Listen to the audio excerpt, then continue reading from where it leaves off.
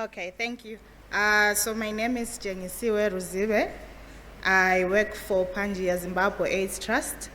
So PZAT is a private voluntary organization working in the ZIMPA consortium. So the ZIMPA consortium is the Zimbabwe Partnership to Accelerate AIDS Control Consortium, which works to address gaps along the continuum of HIV care for all subpopulations.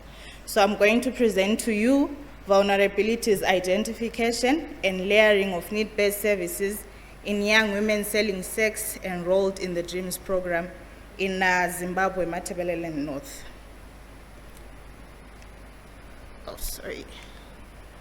So, PZAT is implementing the DREAMS program in 4 districts in Mat North. So you would like to note that Mat North has the second highest HIV prevalence in the country. So Zimbabwe's HIV prevalence is about 11.6%, and that of Mat North is 20.1%.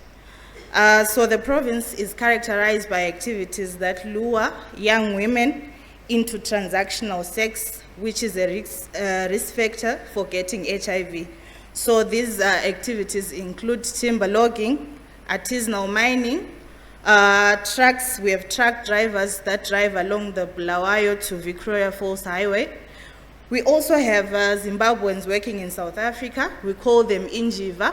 And so when they come to Zimbabwe, they lure young women into getting into transactional sex. So what is the DREAMS program? It's an abbreviation standing for determined, resilient, empowered, AIDS-free, mentored, and safe. It's an HIV prevention strategy that targets young women and adolescent girls aged 10 to 24 years. So its primary goal is to reduce HIV incidence by 40% and also identify those that are most vulnerable of getting HIV and keep them HIV free. So this is the DREAMS roadmap. So there are various areas where we can identify these adolescent girls and young women. This includes the community, the health facilities, and the schools. So to get into the DREAMS program, there's a screening process where we identify those that are most at risk. You agree with me that all adolescent girls and young women are a risk group, but we have those that are at a higher risk. So those are those that are identified during the screening process. Following that, we then go further to administer the enrollment user guide to those that are vulnerable. This process enables us to get those vulnerabilities and the recommended services that can be given to the vulnerable adolescent girls and young women. And so those that are identified to be engaged in transactional sex are then enrolled into the Young Women Selling Sex DREAMS program. And so you'll take note the age group is 15 to 24. Those that are less than 15 are automatically enrolled into the AGYW group. So this process of getting lessons from the clubs takes about 3 to 6 months. And during this period, the young women selling sex are referred for clinical and non-clinical services based on the results from the enrollment user guide screening. And further, they also get enhanced economic strengthening sessions, and they are also offered starter packs. Okay, so these are the results that we got. These are the risks that we identified. We managed to enroll 1,535 young women selling sex, and of these, 93% had a vulnerability of having multiple sex partners, 81% had never used a condom or were using it irregularly, 67% had STI symptoms or had experienced STI symptoms previously, 15% had a history of pregnancy before the age of 17, and 2% had a history of sexual violence. And so these are the services that the young women selling sex were then offered.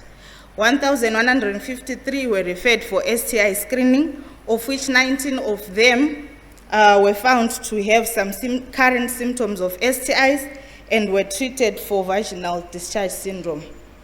857 of them managed to access family planning services, of which 71% of those took oral contraceptive.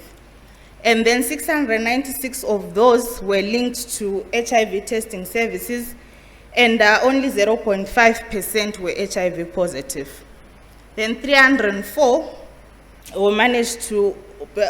were provided with first-line support for GBV response. Then 297 of the young women selling sex managed to access oral PrEP. Moving on to the results that pertain economic strengthening, we have 783 that were trained in life skills and job preparation. And then 95 of those went further to get training on specific economic strengthening projects and were also given starter packs that include money and also raw materials to start or boost their business. As you can see from the picture, we have girls that were trained for catering. So what we learned from the program is that decentralizing health services to community safe spaces improves health-seeking behavior and uptake of clinical services by adolescent girls and young women.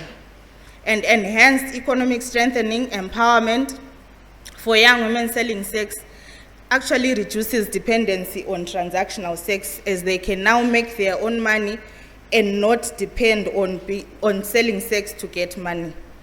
We also realized that HIV testing services uptake was a bit low, and so administering the self-test could be useful to reaching out to people that are reluctant to access HIV testing services. A challenge was relocation of young women selling sex, which made it difficult to then layer some of the services that were identified during the screening process. Thank you.